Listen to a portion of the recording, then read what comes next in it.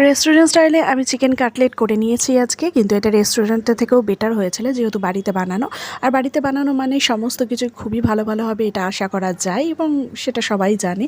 তো প্রথমে আমি বোনলেস চিকেন নিয়েছিলাম, সেটাকে আমি মিক্সারে গ্রাইন্ড করে নিয়েছিলাম। তারপর সেটার মধ্যে আমি পেঁয়াজ কুচি, কাঁচা লঙ্কা কুচি, আদা রসুনের পেস্ট, দুটো আলু সিদ্ধ করে দিয়ে দিয়েছি, গাজর এদিকে গ্রেট করে নিয়ে সেটা দিয়ে দিলাম, ধনেপাতা কুচি দিয়ে দিলাম, স্বাদ মতো নুন দিয়েছি আর একটু পাতিলেবুর রস দিয়ে নিয়েছি, তার মধ্যে সামান্য একটু চিনিও দিয়েছি।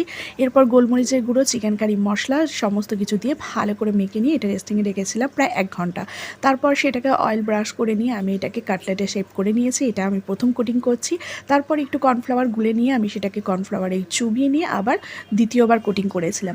দ্বিতীয়বার কোটিং করার পর এটাকে আমি রেখে দিয়েছিলাম। তারপর তেলটাকে কিন্তু খুব ভালো করে গরম করে নিতে হবে। তারপর মানে গ্যাসটাকে একদম লো ফ্লেমে দিয়ে সেটাকে ডিপ ফ্রাই করে নিতে হবে। তো আমার রেডি হয়ে গেল চিকেন কাটলেট। ভিডিওটা ভালো লাগলে লাইক